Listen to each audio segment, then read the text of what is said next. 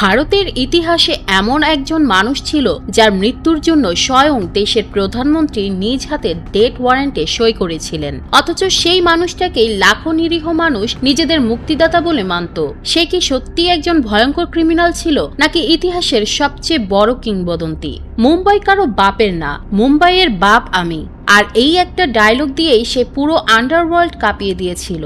হ্যাঁ বন্ধুরা, আজ আমরা কথা বলছি এমন এক বিধ্বংসী তুফানকে নিয়ে যে জ্যান্ত জাহান্নামে ঢুকে এক কোপে ধর থেকে মাথা আলাদা করে দিয়েছিল ভারতবর্ষের সবচেয়ে বড় মাফিয়ার। 30,000 বন্দি মানুষ আর 400 লোডের বন্দুকের সামনে দাঁড়িয়ে কিভাবে রকি ভাই একা পুরো সোনার সাম্রাজ্য নিজের হাতের মুঠোয় নিল, বস্তির এক অসহায় ছেলে থেকে রকি ভাই ব্র্যান্ড হয়ে ওঠার সেই রক্তহীন করা ইতিহাস জানতে মুভি ভয়েসের আজকের এপিসোড শেষ পর্যন্ত দেখতে থাকুন। তাই এই ভিডিওর একটি সেকেন্ডও মিস করবেন না। তো চলুন আর কথা না বাড়িয়ে যাওয়া যাক মূল ভিডিওতে।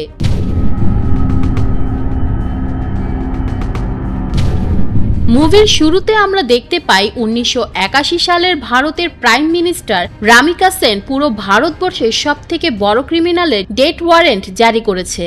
এর পরপরই আমাদের সেই দৃশ্যের পরিবর্তন করে বর্তমানের দৃশ্য দেখানো হয়। এখানে দেখানো হয় দীপা নামের এক বিখ্যাত নিউজ রিপোর্টারকে। দীপা ছিল একজন খুবই রাগী জার্নালিস্ট। সে কাউকেই পরোয়া করে কথা বলতো না, হোক সে কোনো মন্ত্রী বা হোক সে কোনো মিনিস্টার। যাই হোক, দীপার হাতে ছিল একটি পুরনো বই। বইটির নাম ছিল এল ডোরাডো। আনন্দ ইঙ্গালোগি নামের একজন বড় মাপের জার্নালিস্ট এই বইটি লিখেছিলেন ভারতবর্ষের গোপন এক ইতিহাস নিয়ে। কিন্তু বইটি পাবলিশ হওয়ার আগেই ভারত সরকার বইটি ব্যান করে দেয় এবং বইয়ের সবগুলো কপি পুড়িয়ে ফেলে। কারণ এই বইয়ে এমন কিছু গোপন বিষয় নিয়ে লেখা ছিল যেগুলোর সম্পর্কে সাধারণ মানুষ জানতে পারলে পুরো ভারতবর্ষে হুলস্থুল বেঁধে যেত। তবে দীপার একজন সিনিয়র গোপনে এই বইয়ের একটি কপি কালেক্ট করে নিজের কাছে রেখে দিয়েছিল এবং সে সেটা দীপাকে দেয়। দীপা বইটি পড়ে তাকে জানায় এটা একটা ফালতু বই, কি সব আজগুবি কাহিনী নিয়ে লেখা। সে সিনিয়র দীপাকে আনন্দের একটি ইন্টারভিউ নেওয়ার পরামর্শ দেয় এবং বলে, আমি আনন্দকে অনেক বছর ধরে চিনি। ও একটা শব্দ লেখার আগে 10 বার ভাবে। আর এই বইটা যেহেতু ভারত সরকার ব্যান করে দিয়েছে, তাহলে নিশ্চয়ই এই বইয়ের সেই আজগুবি কাহিনী একটু হলেও সত্য। সিনিয়রের এই কথা শুনে দীপা আনন্দের ইন্টারভিউ নিতে রাজি হয়। পরের দৃশ্যে আমরা দেখতে পাই আনন্দের ইন্টারভিউ শুরুতেই দীপা তাকে জিজ্ঞেস করে এই বইয়ের গল্প যে সত্য তার কি প্রমাণ আছে। আনন্দ তাকে বলে পোলাট গ্রামের একটি জায়গায় এই গল্পের হিরোর একটি মূর্তি মাটিতে পুঁতে রাখা আছে, যেটাকে সেখানকার সবাই শক্তিশিলা বলে ডাকে। আর সেখানকার মাটি খুঁড়লে আপনারা সেই মূর্তিটা পেয়ে যাবেন। এ কথা শুনে দীপা তার একটা টিমকে পাঠায় সেখানকার মাটি খুঁড়ে সেই মূর্তিটা বের করার জন্য। এরপর আনন্দ তার বইয়ে লেখা হিস্ট্রি বলতে শুরু করে। 1951 সালে পোলাট গ্রামের কিছু মানুষ একটি কুয়ো খুঁড়তে গিয়ে চকচকে এক টুকরো পাথরের সন্ধান পায়। আর সেই পাথরের টুকরোটি পরীক্ষা নিরীক্ষা করার জন্য সেখানে কিছু সরকারি কর্মকর্তা আসে। আর তাদের সাথে আসে সূর্যবর্ধন নামের ওই এলাকার এক প্রভাবশালী ব্যক্তিও। সূর্যবর্ধন সেখানকার আরো একটি পাথরের টুকরো হাতে নিয়েই বুঝে যায় এখানে স্বর্ণের খনি আছে। তাই সে ওইখানে উপস্থিত থাকা সব সরকারি কর্মকর্তাদের সেখানেই গুলি করে মেরে ফেলে, যাতে এই স্বর্ণের খনির ব্যাপারে সরকার না জানতে পারে। ঠিক একই সময় ভারতের আরেক প্রান্তে জন্ম নেয় ছোট্ট এক শিশু, যার নাম রাখা হয় রাজা কৃষ্ণাপ্পা বেরিয়া। অন্যদিকে সেই এলাকার সকল স্বর্ণ নিজে উত্তোলন করে পাচার করার জন্য সূর্যবর্ধন নারাচি লাইমস্টোন কারখানা করার নাম দিয়ে সেই জমি সরকারের কাছ থেকে 99 বছরের জন্য লিজ নিয়ে নেয়। আর সে স্বর্ণ উত্তোলন করার জন্য সে সেই জায়গার লোকজনকে জোর করে তুলে আনতে শুরু করে। এইদিকে সেই ছোট্ট শিশুটির বাবা না থাকায় তার মা অনেক কষ্টে তাকে বড় করতে থাকে। কিন্তু রাজা কৃষ্ণাপ্পা বেরিয়া একটু বড় হতেই তার মা এক বিরল রোগে আক্রান্ত হয়। রাজা তখন তার মায়ের চিকিৎসার জন্য প্রাণপণ চেষ্টা করে কিছু টাকা জোগাড় করে, কিন্তু সেই টাকা ছিল প্রয়োজনের তুলনায় অত্যন্ত কম। তাই তার মা একটা সময় টাকার অভাবে বিনা চিকিৎসায় মারা যায়। তবে মৃত্যুর আগে তিনি রাজা কৃষ্ণাপ্পা বেরিয়াকে বলে, সবাই বলে টাকার অভাবে ঠিকমতো বাঁচা যায় না, কিন্তু বাস্তবতা হলো টাকা না থাকলে ঠিকমতো মরাও যায় না। তাই তুই আমাকে কথা দে, তুই কিভাবে বাঁচবি তা আমি জানি না, কিন্তু মরার সময় তুই যেন এই দুনিয়ার সব থেকে ধনী এবং শক্তিশালী মানুষ হিসেবে মরতে পারিস। মাত্র 10 বছরে পা দেওয়া সেই ছোট্ট ছেলে রাজা কৃষ্ণাপ্পা বেরিয়া তার মাকে কথা দেয় মরার আগে সে এত ধনী এবং শক্তিশালী হবে যে পুরো দুনিয়া তার হাতের মুঠোয় থাকবে। কিছুদিন পর তার মায়ের মৃত্যু হলে সে জীবিকার তাগিদে চলে যায় মুম্বাই শহরে। কিন্তু সেখানে পৌঁছে রাজা বুঝতে পারে এই শহরে দুর্বলদের কোনো জায়গা নেই, তাই সে নিজেকে শক্তিশালী মানুষ বানাতে পথ খুঁজতে থাকে। আর এভাবেই সে একদিন এক লোকাল গ্যাংয়ের হাতে পড়ে। তারা তাকে জুতা পালিশ করার কাজ দেয়। গ্যাং লিডার ছোট্ট রাজা কৃষ্ণাপ্পা বেরিয়ার নাম জানতে চাইলে সে যখন তার নিজের এত বড় নাম বলে, তখন গ্যাং লিডার তাকে বলে, মুম্বাইয়ে বড় হতে হলে আগে নিজের নাম ছোট করতে হয়, তাই আজ থেকে তোর নাম রকি। আর এভাবে সেদিন জন্ম হয় এই মুভির আসল হিরো রকি ভাইয়ের। একদিন জুতো সেলাই করার সময় রকি দেখতে পায় একটি গাড়িতে কেউ একজন যাচ্ছে, যার জন্য সবাই রাস্তা ছেড়ে দিয়েছে এবং তাকে সবাই সালাম দিচ্ছে। এটা দেখে রকির পাশের ছেলেটা তাকে বলে, এটা হচ্ছে মুম্বাইয়ের সবচেয়ে বড় ডন শেট্টি ভাই, যার সামনে কেউ মাথা তুলে দাঁড়ায় না। এ কথা শুনে রকি বুঝতে পারে শেট্টি ভাইয়ের কাছে না যাওয়া পর্যন্ত সে বড় হতে পারবে না, তাই সে সুযোগ খুঁজতে থাকে। যে করেই হোক শেট্টি ভাইয়ের কাছে পৌঁছাতেই হবে। একদিন রকির গ্রুপের একজন তাদের লিডারকে জানায় এই এলাকায় ওসি খুবই ঝামেলা করছে, তাই যে করেই হোক তাকে ঠান্ডা করতে হবে। তখন সেই লোকাল গ্যাং লিডার হাসতে হাসতে বলে, কার এমন সাহস আছে ওসির গায়ে হাত তোলার? কে এই কাজটা করবে? এই ফিডার খাওয়া বাচ্চারা? ঠিক তখন পেছন থেকে রকি হাত তুলে বলে, আমি পারবো ওসিকে খতম করতে। রকির এমন কথা শুনে সেই লিডার বলে, পারলে করে দেখা। আসলে লিডার ভেবেছিল বাচ্চা ছেলে পুলিশের হাতে এক থাপ্পড় খেয়েই ফিরে আসবে, তাই লিডার মজা করে পাঠিয়ে দেয় ওসিকে মারতে। কিন্তু লিডার বুঝতে পারেনি রকির মাথায় তো একটাই নেশা, নাম কামানো। পরের দৃশ্যে আমাদের দেখানো হয় রকি তার দুইজন সাঙ্গপাঙ্গ নিয়ে ওসিকে মারতে যায়। সে একটা কাচের বোতল হাতে নিয়ে ওসির মাথায় নিজের সর্বোচ্চ শক্তি দিয়ে সেটা ফাটিয়ে দিলে সাথে সাথে ওসির মাথা ফেটে রক্তে ভেসে যায়। এরপর রকি সহ তার সাঙ্গপাঙ্গরা দৌড়ে সেখান থেকে পালাতে থাকে। কিন্তু কিছু দূর যাওয়ার পরে রকির মনে পড়ে, আরে ওই ওসি তো আমার নামই জানে না, আর আমার নামই যদি সে না জানতে পারে তাহলে আমি নাম কামাবো কিভাবে? তাই সে আবারও ফিরে যায় ওই ওসির কাছে এবং আরো একটা বোতল ওসির মাথায় ফাটিয়ে বলে, নামটা মনে রাখিস, রকি। ঠিক তখন দুজন কনস্টেবল এসে তাকে ধরে ফেলে। যাই হোক, এত বড় সাহসিকতার কাজ করার জন্য মুম্বাইয়ের সব থেকে বড় ডন শেট্টি ভাই তাকে দেখার জন্য পুলিশের কাছে গিয়ে তাকে ছাড়িয়ে আনে। তারপর শেট্টি ভাই তাকে জিজ্ঞেস করে, কেন মেরেছিস ওসিকে? রকি বলে, ছোট মোটো গুন্ডাকে মারলে পুলিশ আমাকে খুঁজবে, আর যখন পুলিশকেই মারবো তখন তোমার মতো ডন আমাকে খুঁজবে। রকির মুখে এমন কথা শুনে পাশে থাকা আব্দুল চাচা তখন বলে, কি চাস তুই? রকি বলে, দুনিয়া। এই একটি মাত্র উত্তরেই শেট্টি বুঝে যায় এই ছেলেটা কোনো সাধারণ ছেলে না। সে খুঁজে পেয়েছে এক হীরা, যাকে শুধু ঘষে মেজে দিলেই একদিন এই ছেলেই আন্ডারওয়ার্ল্ডে এমন এক নাম হবে যে শেট্টি ভাইয়ের সাম্রাজ্য টিকিয়ে রাখবে।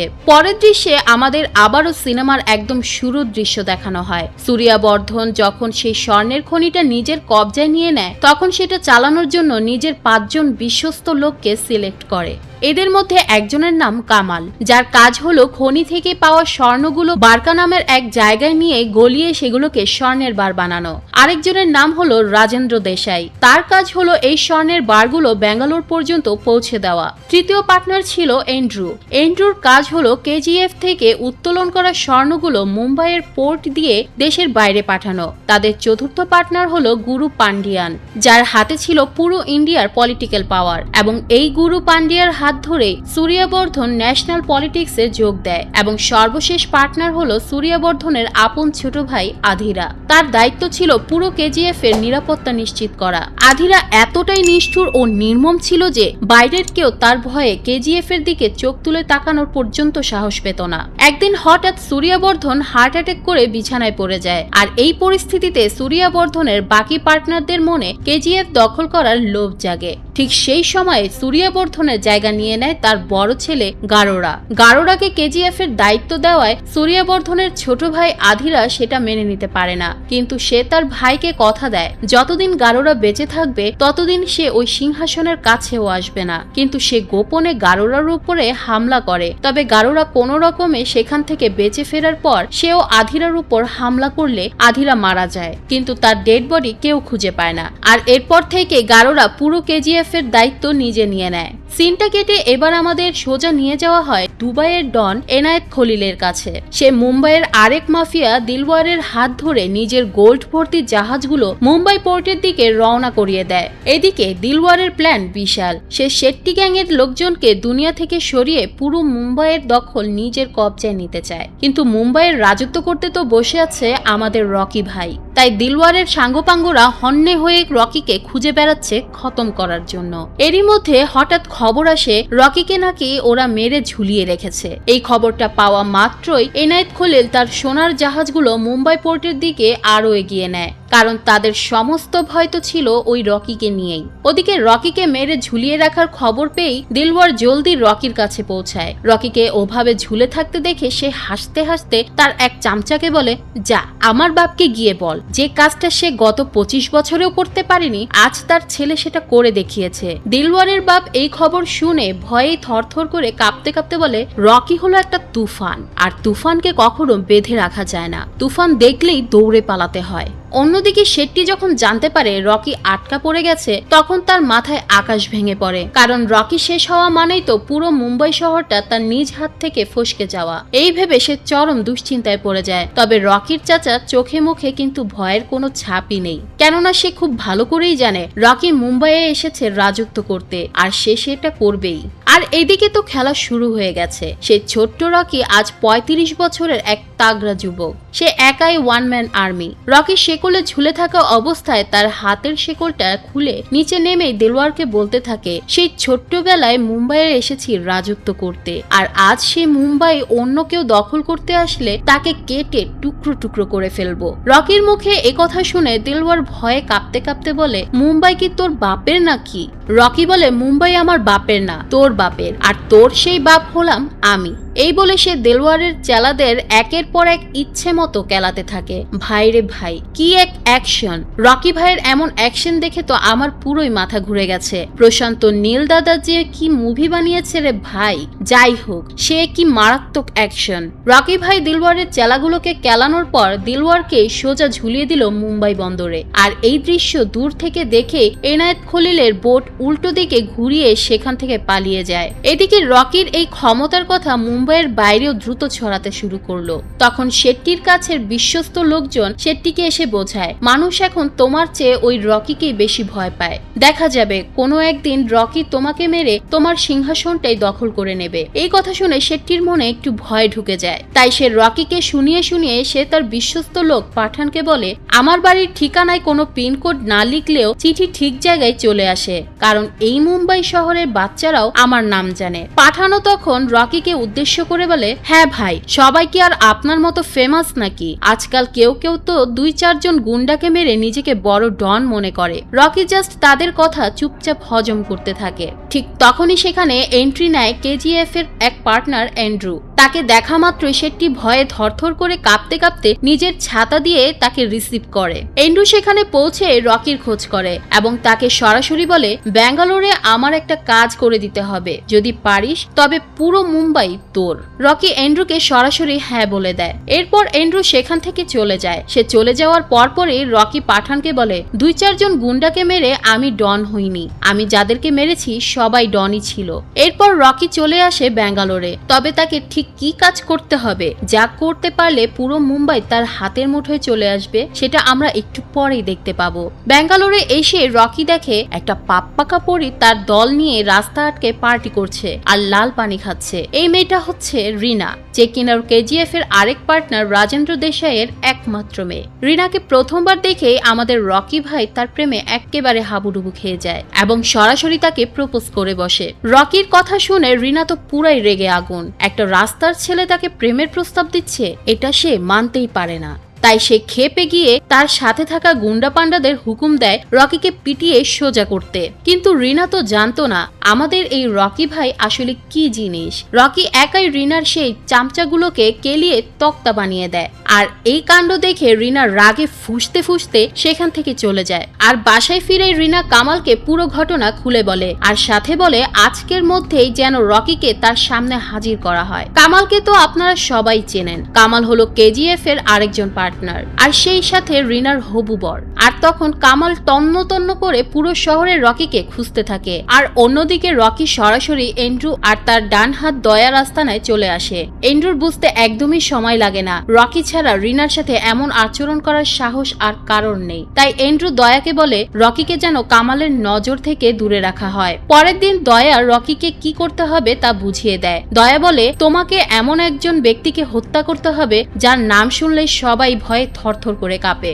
আগামী সপ্তাহে DYSS পার্টিতে একটা বিশাল বড় অনুষ্ঠান আছে, আর সেখানেই ওই লোকটা আসবে। যেহেতু দেশের বড় বড় মন্ত্রীরা সেখানে আসবে, তাই সেখানকার সিকিউরিটিও থাকবে অনেক টাইট। রকি দয়ার কাছে ওই লোকটার একটা ছবি চাইলে দয়া বলে, ছবির কোনো দরকার নেই, ও আসলে তুমি এমনিতেই বুঝতে পারবে। আসলে ওই ব্যক্তিটি আর কেউ নয়, সূর্যবর্ধনের বড় ছেলে গারোরা। KGF এর বাকি পার্টনাররা চাইছে গারোরাকে দুনিয়া থেকে সরিয়ে পুরো KGF নিজেদের কবজায় নিতে, আর এই কারণেই গারোরাকে শেষ করার জন্যই তারা রকিকে হায়ার করেছে। কিন্তু রকি তো আর জানে না গারোরা কত বড় লেভেলের ডন। এদিকে কামাল তার হবু বউকে উত্ত্যক্ত করায় রকিকে পুরো বেঙ্গালুরু শহর তন্ন তন্ন করে খুঁজতে থাকে। রিনাকে সাথে নিয়ে শহরের প্রতিটা হোটেল খুঁজতে থাকে এবং এক পর্যায়ে তারা রকিকে পেয়েও যায়। কিন্তু রকি সেখানেও কামালের সব চেলাদের একাই পিটিয়ে ভর্তা বানিয়ে দেয়। এরপর রিনা রাগে গজগজ করতে করতে বাইরে এসে দেখে রকি তার ড্রাইভারকে মেরে নিজেই ড্রাইভারের সিটে বসে আছে। এরপর রকি নিজেই গাড়ি চালিয়ে রিনাকে বাড়ি পৌঁছে দেওয়ার জন্য রওনা হয়। যাওয়ার পথে রকি দেখে এক অসহায় নারীর হাত থেকে তার সন্তানের জন্য কেনা একটি পাউরুটি রাস্তায় পড়ে গিয়েছে। কিন্তু রাস্তায় একের পর এক গাড়ি চলতে থাকায় তিনি কোনোভাবে রুটিটা তুলতে পারছিলেন না। আর এটা দেখেই রকি নিজের মায়ের কথা মনে পড়ে যায়, কারণ তার মাও ঠিক একইভাবে চরম অভাব আর কষ্টের মধ্যে দিয়ে তাকে বড় করেছিলেন। তখন রকি রাস্তার মাঝখানে তার গাড়িটা আড়াআড়ি ভাবে থামিয়ে রাস্তার অন্য সব গাড়ি আটকে দেয় এবং সেখানে এক বিশাল জ্যাম লেগে যায়। রকির এই কাণ্ড দেখে রেগে মেগে আশেপাশের সবাই যখন তাকে মারতে আসে, তখন রকি ভাইয়ের হাতে রিভলভার দেখে সবাই ভয়ে ভদ্র ছেলের মতো গাড়ির সিটে গিয়ে বসে পড়ে। রকি ভাই গাড়ি থেকে নেমে ওই মায়ের কাছে যায় এবং বলে, এই স্বার্থপর দুনিয়া কারোর জন্য কোনোদিন থামবে না, নিজের প্রয়োজনে আমাদের নিজেদেরকেই থামতে হয়। ওই নারী তখন চারপাশের মানুষকে দেখে ভয় পাচ্ছিলেন। রকি তাকে বলে, এরা কেউই আপনার চেয়ে শক্তিশালী নয়, কারণ এই পৃথিবীর সবচেয়ে ক্ষমতাশালী হলো একজন মা। পুরো সিনেমার মধ্যে এই দৃশ্যটা আমার ভীষণ ভালো লাগে। যাই হোক, রকির মুখের এই কথাগুলো শুনে রিনার মনেও তার জন্য একটা অন্যরকম ভালো লাগা কাজ করে। তাই সে শান্ত গলায় রকিকে বলে তাকে বাড়ি পৌঁছে দিতে। কিন্তু যাওয়ার পথে হঠাৎ রকির চোখে কিছু ট্রাক পড়ে। এগুলো সেই ঠিক একই ট্রাক যেগুলো থেকে রকি নিয়মিত সোনার বার নামিয়ে জাহাজে তুলতো অন্য দেশে পাচার করার জন্য। তবে সে এতদিন জানতো এই সোনাগুলো আফ্রিকা থেকে আসে। তাহলে এই ট্রাকগুলো বেঙ্গালুরুরে কি করছে? এটা জানতে সে একটা ট্রাকের পেছনে উঠে পড়ে। আর ওদিকে কামালও তার পুরো দলবল নিয়ে রকিকে ধরার জন্য সেখানে চলে আসে। কিন্তু রকি তো অলরেডি ট্রাকে করে চলে গেছে। এরপর রকি সেই গোডাউনে গিয়ে দেখতে পায় সে যে সোনার বাক্সগুলো খালাস করত সেগুলোর লোগো আর এখানকার বক্সের লোগো একদম এক। এর মানে এই সোনা আফ্রিকা থেকে না, বরং ভারতবর্ষের কোনো এক গোপন জায়গা থেকে আসে। তবে এই রহস্যের সমাধান করার আগে সে যে কাজ করতে এসেছে সেটা আগে শেষ করতে হবে। বন্ধুরা, আজকের মুভিটি অনেক বড় হওয়ায় পুরো গল্প এক ভিডিওতে শেষ করা সম্ভব হলো না, তাই আপনাদের জন্য এটি 2 পর্বে নিয়ে আসছি। আজ এখানেই প্রথম পর্ব শেষ করছি, তবে একদমই চিন্তা করবেন না, দ্বিতীয় পর্ব খুব দ্রুতই আপনাদের সামনে নিয়ে আসব, যেখানে বাকি গল্পের সব রহস্য উন্মোচিত হবে। তাই চ্যানেলটি সাবস্ক্রাইব করে পাশে থাকুন এবং পরবর্তী পর্ব মিস করবেন না। আজকের মতো এখানেই বিদায় নিচ্ছি। সবাই ভালো থাকবেন। আল্লাহ হাফেজ।